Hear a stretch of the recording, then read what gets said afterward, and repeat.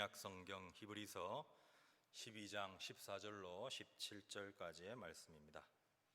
신약 성경 12장 14절로 17절까지의 말씀을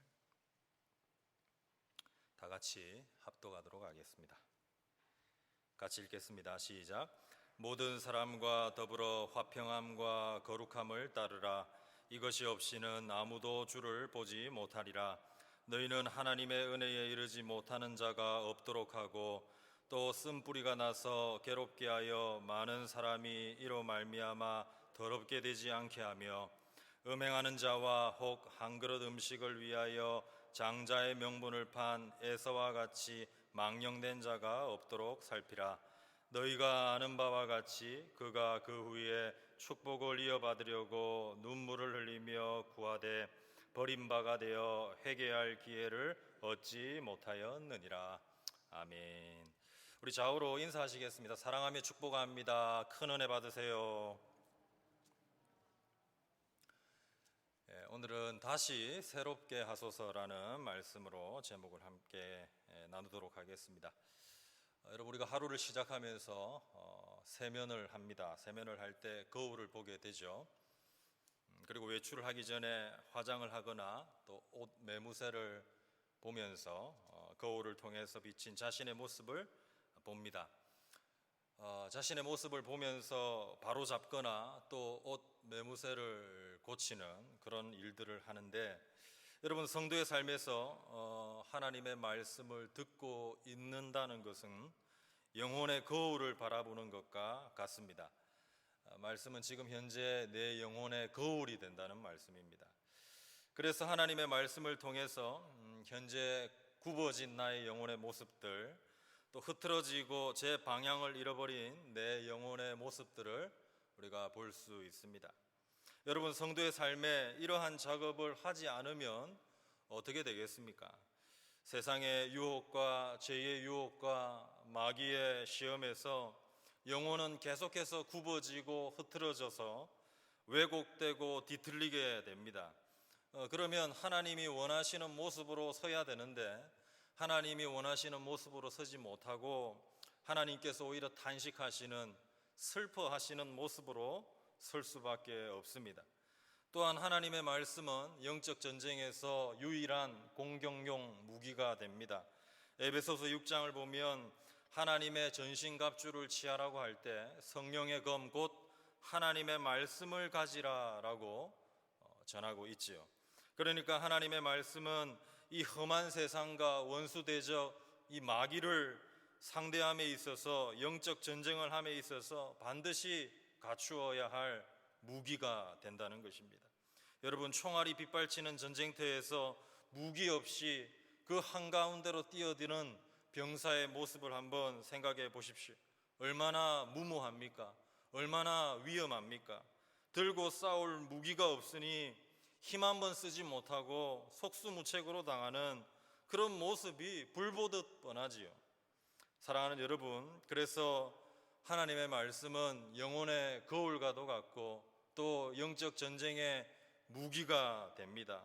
특별히 하나님의 말씀을 듣거나 읽을 때 우리에게 필요한 자세가 있습니다. 그것은 곧 하나님의 말씀을 우리가 읽지만 그 말씀을 기록하게 하신 성령께서 우리의 마음과 삶을 읽도록 하시는 것입니다. 우리가 말씀을 읽지만 또 한편으로 성령께서 말씀을 통해 내 삶을 비추시는 것, 이 말은 곧 말씀이 자신의 삶을 읽도록 하여서 말씀 앞에 자신을 세운다는 의미입니다.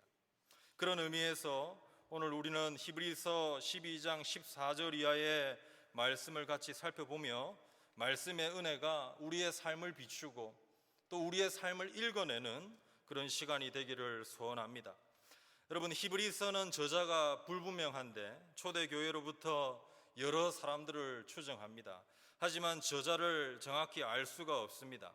그런데 히브리서 내용을 자세히 살펴보면 이 저자는 구약의 제사법에 능통한 아마 2세대 신자라고 볼 수 있지요. 히브리서는 편지를 쓴 목적도 분명합니다. 당시에 기독교로 개종한 유대인들이 박해를 받으니까, 핍박을 받으니까 다시 유대교로 돌아가려는 상황이 일어나게 되었습니다.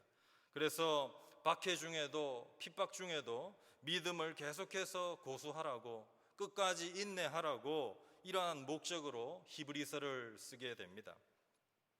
특별히 히브리서 12장은 이제 교리를 넘어서 실천적인 권면과 경고가 기록되어 있습니다. 여러분, 우리가 분명한 교리를 듣고 난 이후에는, 분명한 하나님의 은혜를 깨닫고 난 이후에는 계속해서 그 은혜를 유지하도록, 그 은혜 가운데 살아가도록 하나님이 주시는 실천적인 권면과 경고를 들어야 합니다. 사랑하는 성도님 여러분, 하나님께서 우리에게 베풀어 주시는 구원은 어떠한 구원입니까? 전적으로 하나님의 은혜로 받는 구원이지요. 그런데 은혜로 구원받은 이후에도 계속해서 필요한 것이 바로 하나님의 은혜입니다. 은혜로 구원받은 이후에 하나님의 자녀로 복된 삶을 유지하는 것도 바로 하나님의 은혜가 필요하다는 것입니다. 그러므로 성도의 시작도 은혜요, 순례의 여정도 은혜요, 믿음의 경주의 마침도 은혜라는 것이죠. 여러분, 그런데 신앙생활을 하면서 세상 가운데 죄의 영향력을 받습니다.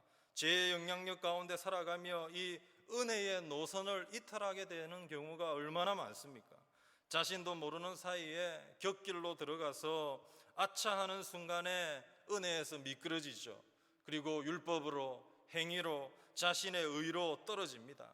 그러면 떨어지는 순간 하늘 문이 닫히고 주님의 품이 아주 멀게 느껴지는 것입니다. 그래서 우리가 이 은혜에 이탈하지 않는 삶을 살아야 하는데, 오늘 히브리서 저자는 본문에 그것을 강력하게 권면하고 경고하고 있다는 것입니다. 먼저 히브리서 저자가 14절에 권면합니다. 함께 14절의 말씀을 다시 한번 읽어보도록 하겠습니다. 본문의 14절입니다. 시작. 모든 사람과 더불어 화평함과 거룩함을 따르라. 이것이 없이는 아무도 주를 보지 못하리라. 여기서 두 가지 중요한 기준을 제시합니다. 모든 사람과 더불어 화평함과 거룩함을 따르라. 화평함과 거룩함입니다. 여러분 기억하십시오. 교회 공동체 안에서 하나됨과 조화는 저절로 이루어지는 것이 결코 아닙니다. 가족만 보더라도 어떠합니까? 같은 집에 살면서 같이 생활을 하고 같이 식사를 하지만 얼마나 다르고 다양합니까? 그렇지만 가족이기 때문에 이해하고 용납하는 것입니다. 마찬가지로 성도들은 화평함을 이루어가기 위해서 부단히 노력해야 합니다. 성령이 하나 되게 하신 것을 힘써 지켜나가야 합니다. 화평함을 따르기 위해서 노력이 필요하다는 것입니다. 바울은 로마서의 11장까지 교리를 설명하고 12장부터 실천과 행함에 관해서 말씀을 증거합니다. 거기서도 화평에 관한 말씀을 전하는데, 로마서 12장 18절에 우리 같이 한번 읽어보시겠습니다. 스크린 보시고 읽겠습니다. 시작. 할 수 있거든 너희로서는 모든 사람과 더불어 화목하라. 여기서도 모든 사람과 더불어 화목하라. 그런데 앞에 할 수 있거든 이라는 말이 붙습니다. 여러분, 이 말이 무슨 뜻입니까? 할 수 있거든. 사실 모든 사람과 더불어 화목하게 되는 것이 자연스럽게 쉽게 되지 않는다는 것입니다. 할 수 있거든. 다윗의 시 시편 34편 14절에도 화평을 적극적으로 따를 것을 말씀합니다. 시편 34편 14절의 말씀입니다. 같이 읽겠습니다. 시작. 악을 버리고 선을 행하며 화평을 찾아 따를지어다. 화평을 찾아 따를지어다. 사랑하는 여러분, 우리가 반드시 기억해야 할 것이 바로 이것입니다. 하나님께서 은혜로 구원하셔서 은혜 가운데 우리가 살아가야 하는데, 그냥 가만히 있으면 저절로 승리가 주어지고 저절로 화평함이 주어지는 것이 아니라는 것입니다. 순례의 가정에도 하나님의 은혜를 계속 받지 아니하면, 하나님의 은혜를 계속 찾고 구하지 아니하면 설 수 없다는 사실을 우리가 분명히 기억해야 합니다. 순간마다 하나님의 은혜를 의지해야 합니다. 매 과정마다 하나님의 은혜를 의지해야 합니다. 주의 은혜 없이는 말씀의 위에 설 수 없다는 사실입니다. 화평의 문제도 동일합니다. 하나님께서 말씀하시는 화평을 찾아 따르기 위해서 은혜를 찾고 구해야 합니다. 할 수 있거든 모든 사람과 더불어 화목하기 위해서 하나님의 은혜를 구해야 되는 것이죠. 내 힘으로, 내 능력으로, 내 감정으로, 내 의지로는 할 수 없는 것입니다. 그래서 여러분, 하나님의 말씀이 우리의 삶을 비출 때, 하나님의 말씀이 우리의 삶을 읽어 나갈 때 터져 나오는 탄식이 있지요. 그것이 무엇입니까? 하나님 아버지, 다시 저를 새롭게 하소서. 하나님의 은혜가 아니면 설 수 없습니다. 하나님이여, 은혜를 부어 주소서. 화평함을 따라 굳게 설 수 있도록 내 안에 굳은 마음을 제거해 주소서. 이런 탄식이 나올 수밖에 없습니다. 화평을 추구하면서 또 하나의 중요한 균형이 있습니다. 바로 이어서 나오는 거룩함입니다. 여기서 거룩함은 정결한 삶을 의미합니다. 사랑하는 여러분, 여기서도 우리는 중요한 영적인 원리를 발견할 수 있습니다. 그게 무엇입니까? 히브리서 저자는 이미 10장 10절에서 성도는 이미 단번에 거룩함을 얻었다라고 선언했습니다. 히브리서 10장 10절의 말씀도 같이 한번 읽어보겠습니다. 시작. 이 뜻을 따라 예수 그리스도의 몸을 단번에 들이심으로 말미암아 우리가 거룩함을 얻었노라. 우리가 거룩함을 얻었노라라고 이미 10장 10절의 히브리서 저자는 못을 박았습니다. 그런데 12장의 실천적인 권면과 경고에 있어서는 히브리서 저자가 무엇을 다시 말씀하고 있습니까? 이미 거룩하게 된 성도들을 향해서 거룩함을 따르라는 것입니다. 나아가 이것이 없이는 아무도 주를 보지 못하리라. 여기서 이것은 거룩함을 의미합니다. 한국의 개혁신학자 박윤선 박사의 이 부분의 해설을 보면 이렇게 해석합니다. 따르라는 말은 여기서 매우 중요하다. 그리스도께서 베푸시는 성화의 은혜도 그들이 간절한 마음으로 받기를 계속 힘써야 한다. 그리스도 안에서 베푸시는 성화의 은혜도 그들이 간절한 마음으로 받기를 계속 힘써야 한다는 것입니다. 사랑하는 여러분, 성도는 이미 예수 그리스도 안에서 거룩함을 얻었지만 여전히 이 땅에서는 순례자입니다. 순례자로서 거룩함을 잃지 않기 위해서 거룩함을 따라 나아가도록 힘써야 한다는 것이죠. 여러분, 현재 화평함과 거룩함을 지켜나가고 있습니까? 화평함과 거룩함을 따르기 위해서 은혜를 구하고 십자가의 보혈을 의지하고 있습니까? 화평함과 거룩함은 외면한 채 무언가를 열심히 하고 있지는 않습니까? 여러분, 우리가 아무리 많은 활동을 하고 아무리 땀을 흘리고 수고를 하더라도 화평함과 거룩함이 없이는 주를 볼 수 없으리라. 그 가운데 주님을 볼 수 없다면 아무리 많은 활동을 하고 땀을 흘리고 수고를 해도 의미와 목적이 없는 것이죠.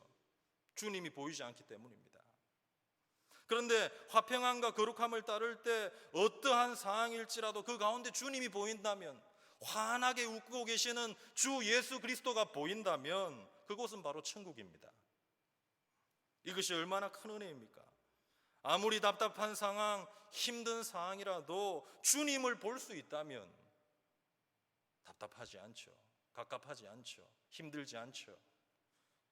여러분, 거룩함을 따르기 위해서는 죄를 버려야 합니다. 죄를 품고 있으면서 어떻게 거룩함을 추구할 수 있겠습니까? 죄의 길로 가면서 동시에 거룩의 길로 갈 수는 없는 것입니다.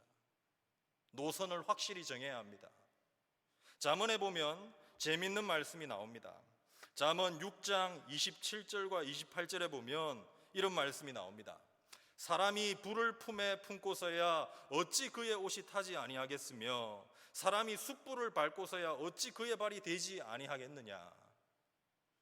이 지혜자가 잠언에서 음녀에 관해서 경고하면서 불을 품에 품고서야 어찌 그의 옷이 타지 아니하겠으며 숯불을 밟고서야 어찌 그의 발이 되지 아니하겠느냐. 지혜의 말씀을 전합니다.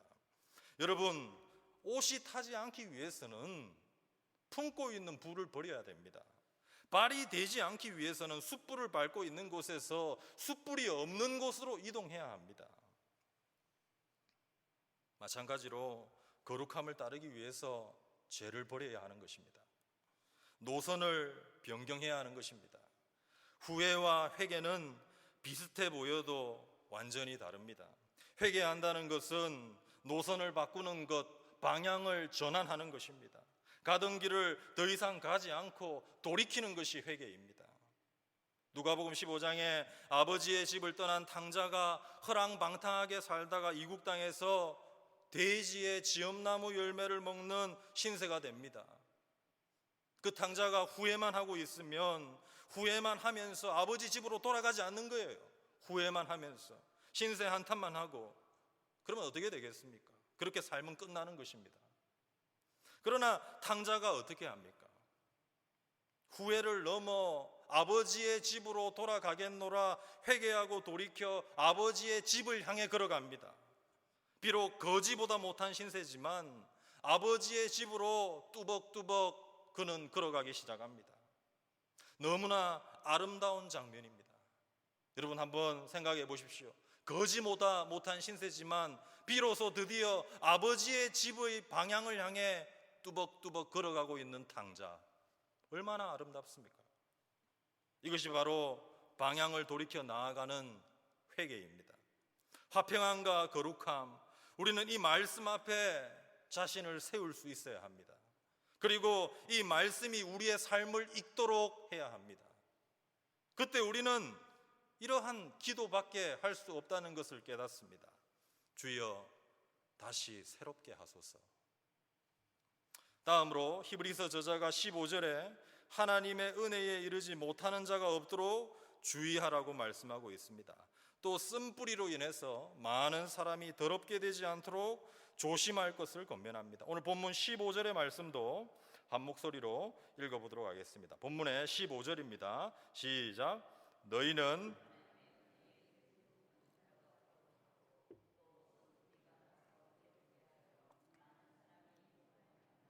더럽게 되지 않게 하며.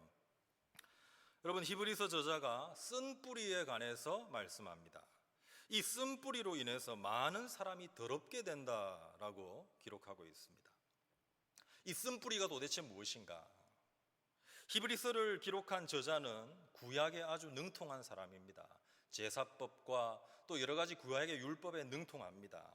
이 쓴뿌리로 인해서 많이 더럽게 된다고 할 때 이 히브리서 저자가 구약의 말씀을 인용하는데 바로 신명기 29장 18절 말씀에 근거합니다. 신명기 29장 18절을 보시면 너희 중에 남자나 여자나 가족이나 집하나 오늘 그 마음이 우리 하나님 여호와를 떠나서 그 모든 민족의 신들에게 가서 섬길까 염려하며 독초와 쑥의 뿌리가 너희 중에 생겨서, 독초와 쑥의 뿌리가 너희 중에 생겨서 나중에는 독한 열매를 맺게 됩니다.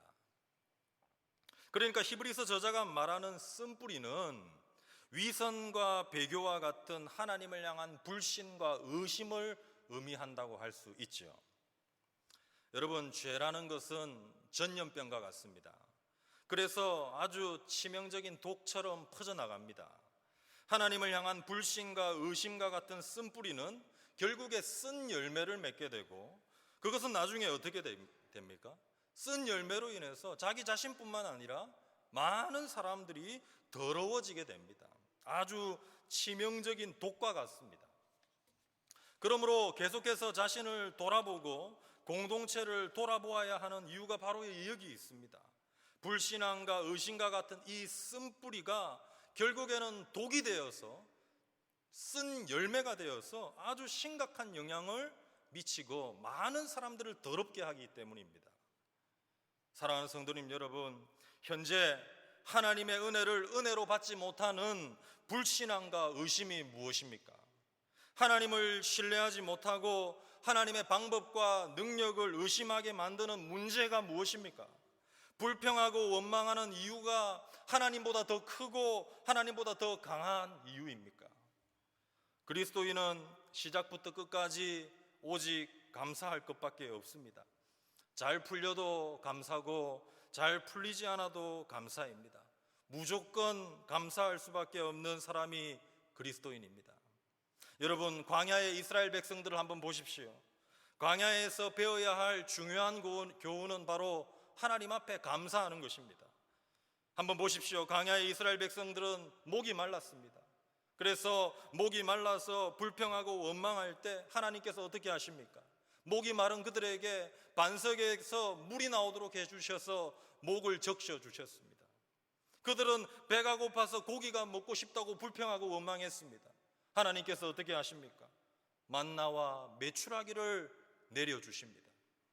그런데 잠시 후에 이스라엘 광야의 백성들은 또 다른 문제가 생기면 바로 원망하고 불평합니다. 돌을 들지요.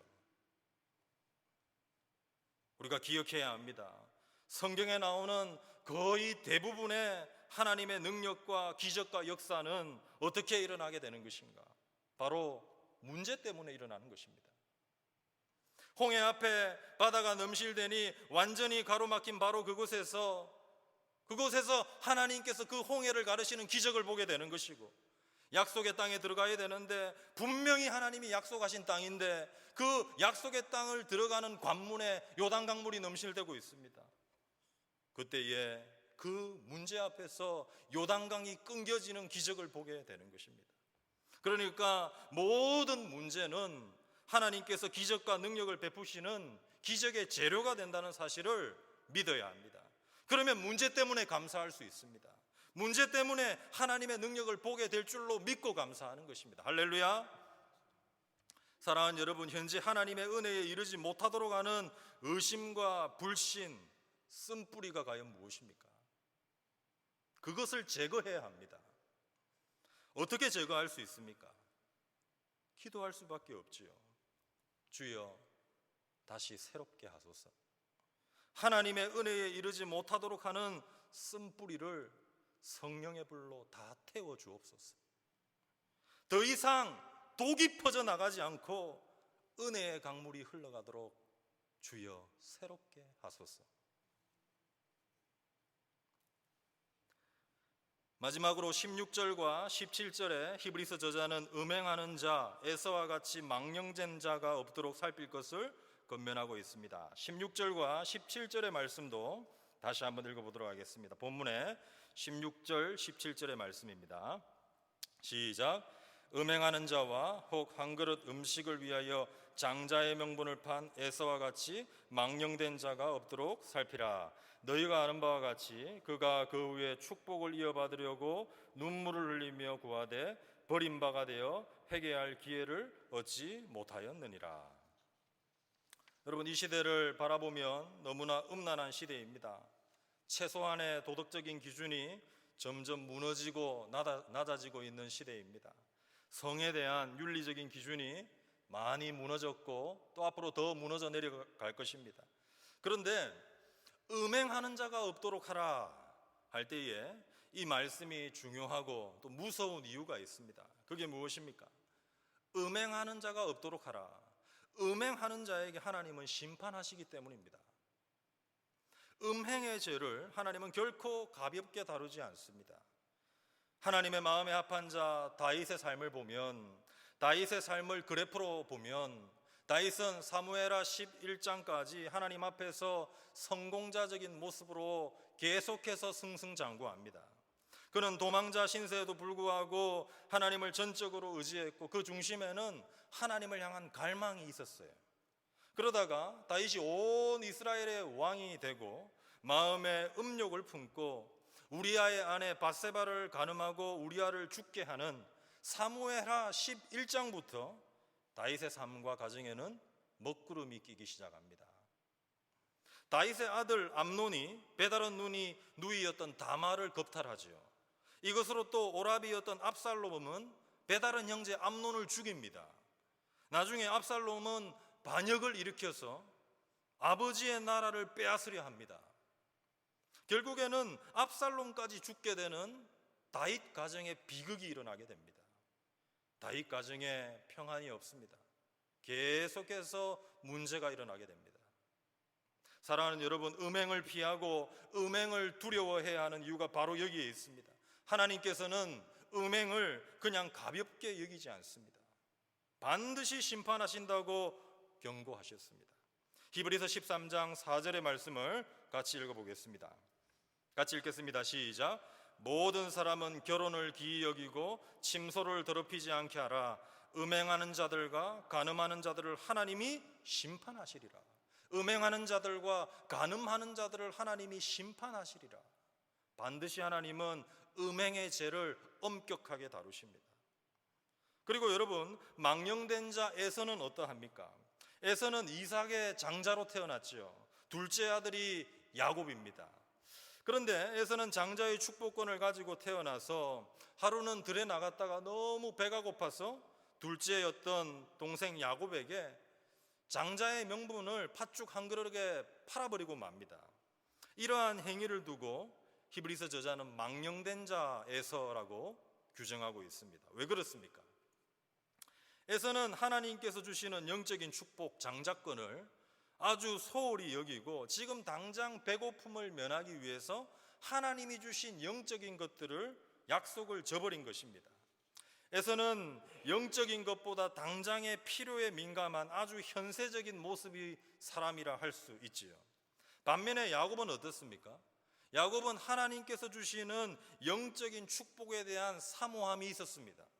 그는 하나님의 약속의 축복의 중요성을 알고 어떻게 해서든지 그 영적인 축복을 받고자 하는 사모함이 있었다는 것입니다. 사랑하는 여러분, 영적인 가치와 영적인 축복이 얼마나 귀합니까? 그런데 문제는 항상 영적인 축복과 영적인 가치는 좋아 보이는, 그럴듯해 보이는 그러한 포장지에 쌓여져서 오지 않는다는 사실입니다. 그래서 많은 사람들이 넓은 길을 갑니다. 지금 당장 유익이 되어 보이고 지금 당장 좋아 보이는 것을 선택한다는 말씀입니다. 그것은 결코 영적인 유익이나 영적인 축복이나 하나님의 약속과는 거리가 멀어도 지금 당장 좋아 보이는 것을 택한다는 것입니다. 에서처럼 말입니다. 에서는 그 후에 축복을 이어받으려고 눈물을 흘렸습니다.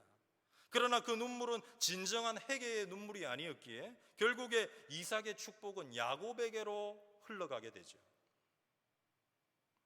히브리서가 기록된 당시에 많은 사람들이 지금 당장 기독교 안에 핍박과 박해가 있으니 다시 유대교로 돌아가고자 했습니다. 그러나 유대교로 돌아가면 기독교 안에서 주어지는 핍박과 박해는 피할지언정 그리스도 안에서 약속한 축복과 약속들은 다 멀어지게 되는 것이죠. 잃어버리게 되는 것입니다. 그래서 히브리서 저자는 에서와 같이 망령된 자가 없도록 살피라라고 경고하고 권면하는 것입니다. 사랑하는 성도님 여러분, 이 문제는 비단 1세기 초대교회만의 문제일까요? 하나님의 축복과 하나님의 은혜와 약속보다 당장 세상적인 복과 육체적인 욕망이 더 커 보여서 약속의 길을 이탈하는 오늘 이 시대를 살아가는 저와 여러분을 향한 경고의 메시지입니다. 에서처럼 되지 마라. 누군가 말하기를 기회는 기회의 옷을 입고 오지 않고 기회는 위기라는 옷을 입고 찾아온다 했습니다. 기회가 올 때 기회라는 옷을 입고 오지 않고 기회는 위기라는 옷을 입고 찾아온다는 것입니다. 여러분, 하나님의 축복과 은혜도 어떻게 다가옵니까? 하나님의 축복과 은혜는 선물이라는 옷을 입지 않고 찾아옵니다. 문제와 고난과 낮아짐이라는 옷을 입고 찾아옵니다. 같이 한번 읽어보실까요? 시작.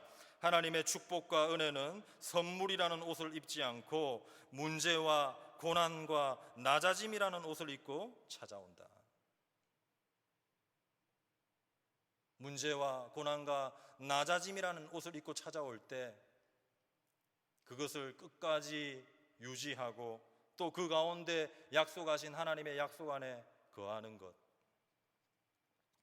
사랑하는 여러분, 오늘 우리는 말씀 앞에 서서 자신의 삶을 성령께서 비추실 때 하나님 앞에 기도할 수밖에 없습니다. 이 시간 성령께서 우리의 삶을 비추는 생생한 하나님의 경고의 메시지가 무엇입니까? 화평함과 거룩함을 따르라. 이것이 없으면 아무도 주를 보지 못하리라. 아무리 열심히 무언가를 하고 아무리 땀을 흘리고 수고를 하더라도 화평함과 거룩함이 없이는 아무도 주를 보지 못할 것이다. 그렇다면 천국을 바라보지 못할 것이다. 하나님의 은혜에 이르지 못하는 자가 없도록 쓴 뿌리를 제거하라. 쓴 뿌리는 곧 쓴 열매를 맺게 되는 것인데 그 쓴 독은 많은 사람들을 더럽게 할 것이다. 음행과 에서와 같은 망령된 자가 없도록 하라. 지금 당장의 유익과 지금 당장의 일보다 영적인 축복과 영적인 약속을 붙들고 나아가라. 여러분, 이러한 말씀 가운데 하나님 앞에 자유할 수 있는 사람이 과연 누가 있겠습니까? 그래서 그리스도인은 항상 은혜가 필요한 것입니다. 은혜로 시작한 여정, 은혜로 지속됩니다. 은혜로 지속하는 여정, 은혜로 끝마칩니다. 그러므로 말씀 앞에 서서 우리는 오늘 이 밤에 하나님 앞에 탄식하며 이렇게 기도할 수밖에 없습니다. 하나님이여, 은혜를 베푸사 다시 새롭게 하소서. 다시 새롭게 하소서. 주의 은혜로 말씀 위에 굳게 설 수 있도록 다시 새롭게 하소서. 사랑하는 성도님 여러분, 이 저녁에 우리 모두가 다시 한번 주의 은혜를 구하면서 말씀으로 새롭게 되는 복된 시간 되기를 예수님의 이름으로 축원합니다. 같이